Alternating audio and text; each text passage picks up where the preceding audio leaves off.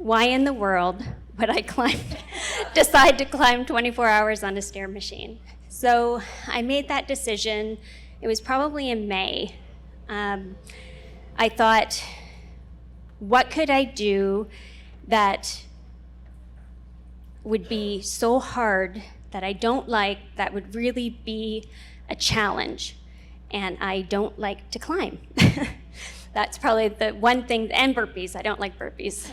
Brittany, honestly, that is incredible.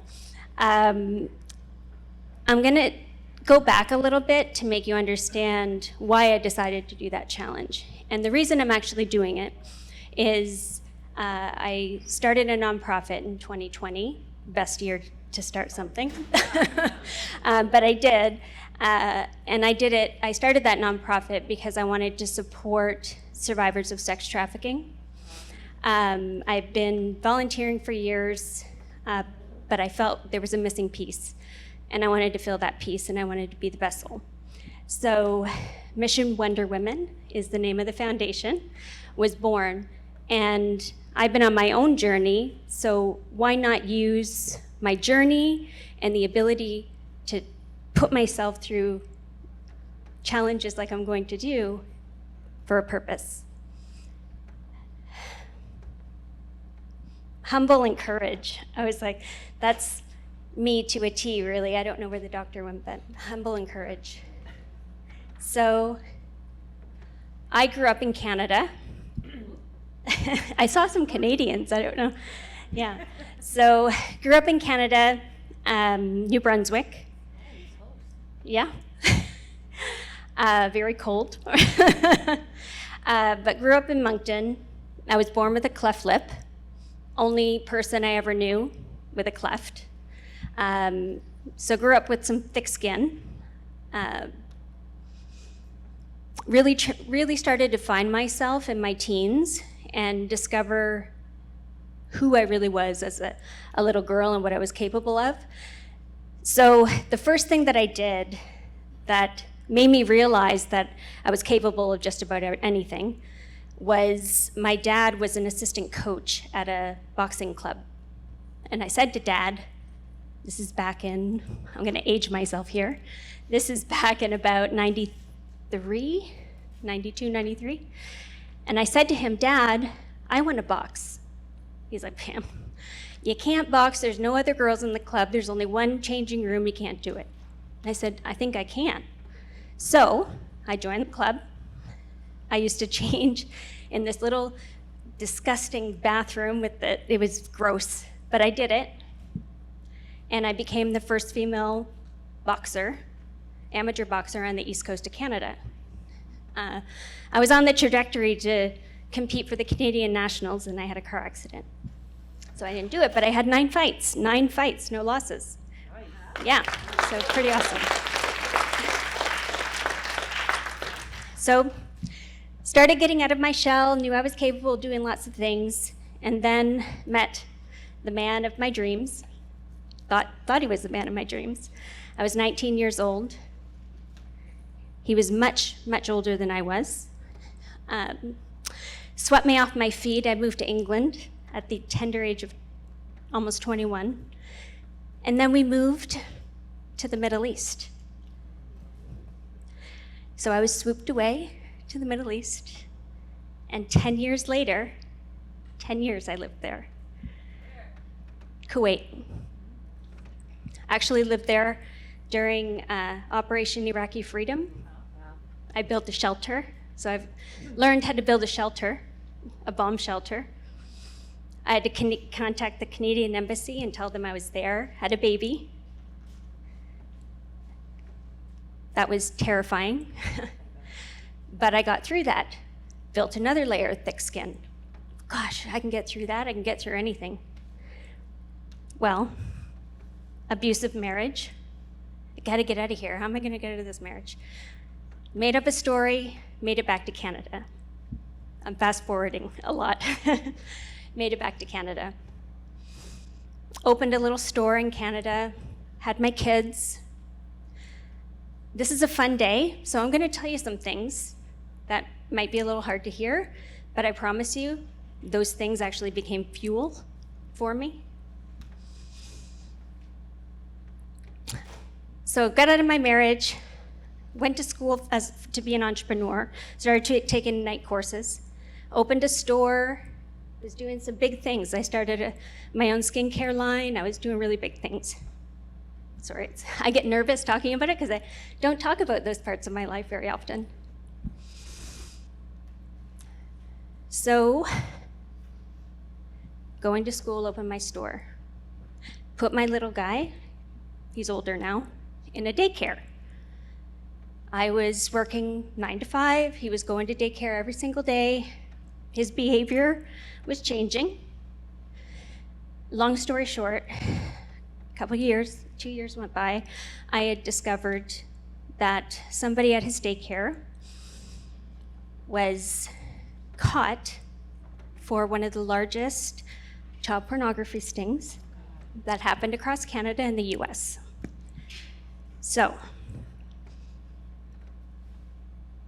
another layer of thick skin I had to grow. Oh my God, man. I was like, any other person that went through all these things probably would have maybe given up, maybe threw in the towel, just, I can't do it anymore. You know, I don't want to do it.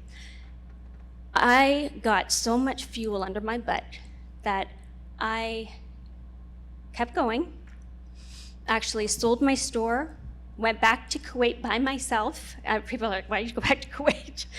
I actually had a really good job at a hospital, so I worked at a hospital over there.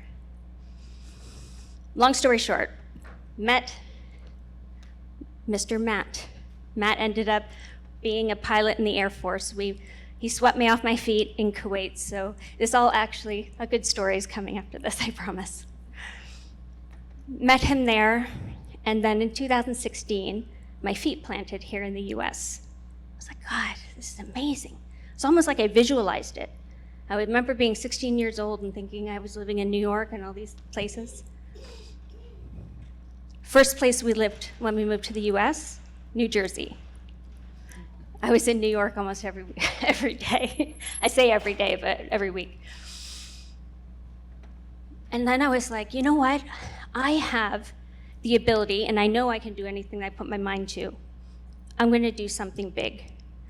So we moved a couple times. COVID started. I was like, oh my gosh, I had an idea for amazing business. How am I going to do this?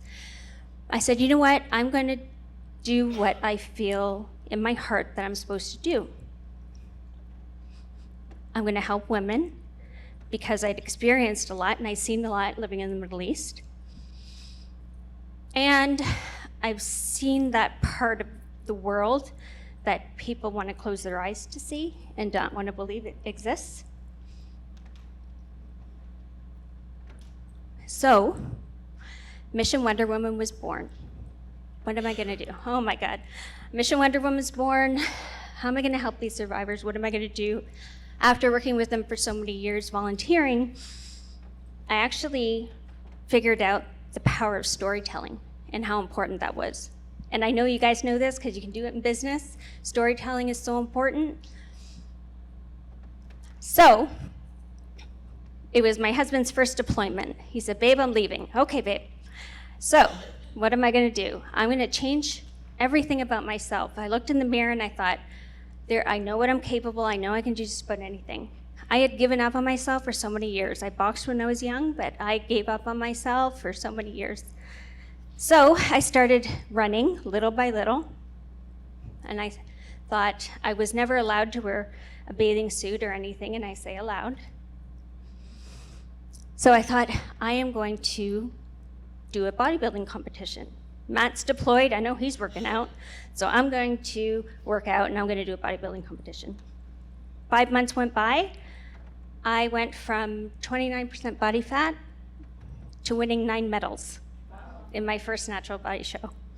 I was so driven, so driven. So that was another thing. I thought, I know I'm capable of doing anything. So I did that. Then I came home one day and I said, you know what, babe? This is beginning of 2021. I think I'm going to climb to Mount Everest. And he's like, what? He's like, last year you couldn't run down the street. How are you going to go up to Mount Everest? And I said, I don't know yet, but I'm going to figure it out and I'm going to do it. So I started ordering all the things I needed. And 8 months later, I was on a plane to Nepal by myself. So I spent 3 weeks on the mountain. I learned a lot about myself. Knew I was capable of doing just about anything.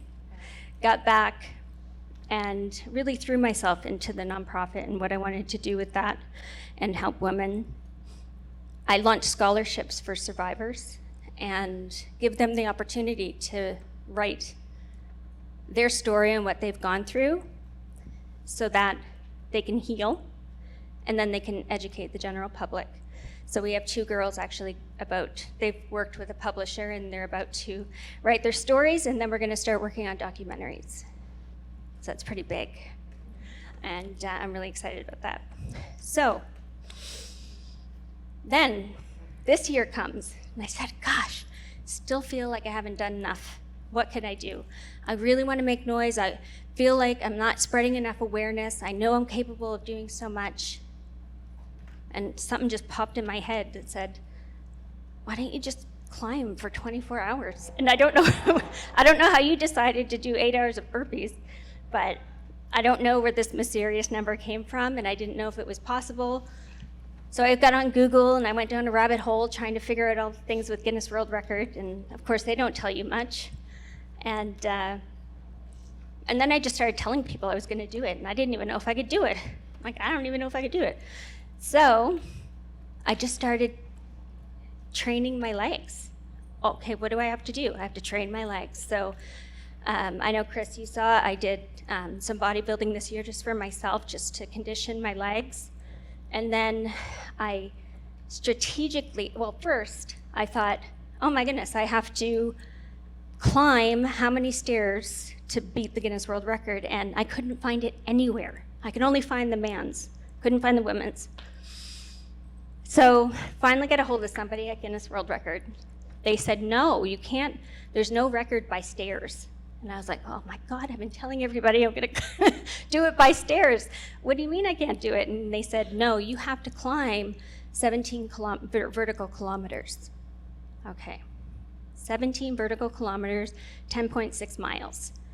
How am I gonna figure out how many stairs I've gotta climb? So then I had to get my math hat out and figure out the height of the step, divide that by however many inches are in a mile to get how many stairs I'd have to climb in 1 mile. Comes out to about 90,000. 90,000 stairs in 24 hours. So I thought, well, I have Chris coming out, I have his team coming out. I need to make sure I can do this. So it was actually, I've been training a lot and doing a lot of, 5 hours, 6 hours consecutive. And then this past Monday, I thought, I'm gonna do 12 hours and see if I can do it. Oh, that was brutal. I'm not gonna lie, it was brutal, but I did it. And I'll tell you, my mindset, I am so, and I don't know if we just have this differently wired mindset and it may not because we went through hard things, but I get this tunnel vision and I see that light at the end of the tunnel and exactly what I want and how I want to achieve it, and I make it happen no matter what.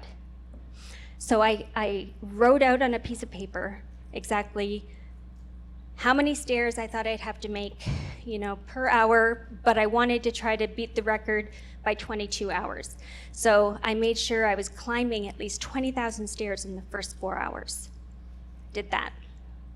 Anyway, long story short, 11.5 hours, I surpassed the peak of Everest in 11.5 hours, and I could have kept going, but I had to eat. I was so hungry. I was eating dates all day and cookies, and the people in Planet Fitness, by the way, must have thought, they didn't know what I was doing. They were just like this crazy ladies on this machine all day eating cookies. So I'd get off the machine, and it sounds funny, but it's fast carb, so I had to do it. So I'd sit on the stair and pull up my graham crackers and eat a few graham crackers and a date, and then I'd get back on and I'd keep going. So January 11, 2024 is Human Trafficking Awareness Day across the nation. I'm gonna get on that machine at 9 a.m. and I'm gonna climb until 9 a.m. on January 12th. And even if I break the record, and even when I break the record, at 22 hours, I'm gonna keep going until I reach 24 hours. My goal is to get to 18 vertical kilometers on the machine. So I'm so grateful for Chris's team being willing to come out and support. I have Planet Fitness who's supporting as well, so they're giving me their machines to use, and I just feel so blessed. I feel so blessed to be standing on this stage, because I always say we're put in places for a reason, and you guys are here for a reason. I'm standing here for a reason, talking to you today for a reason, and I'm gonna climb those stairs on January 11th for a really big reason. And I hope you guys will all tune in, and I'll be watching everybody that's cheering me on, because when I did that 12 hours and nobody was cheering me on, I was like, oh, I know I can do it when people are gonna be cheering me on. So I just wanna thank you all, and if there's anything that I leave you with today, that we all have a story. We're all gonna go through hard things. Just take that and don't let it take over your life. Let it be the fuel that keeps you going. And yeah, we could do anything. Look at me, I'm 5'1". A couple years ago, I couldn't run down the street, and I'm gonna climb for 24 hours because I put my mind to it and I could do it. So I'm gonna leave you with that. So thank you so much.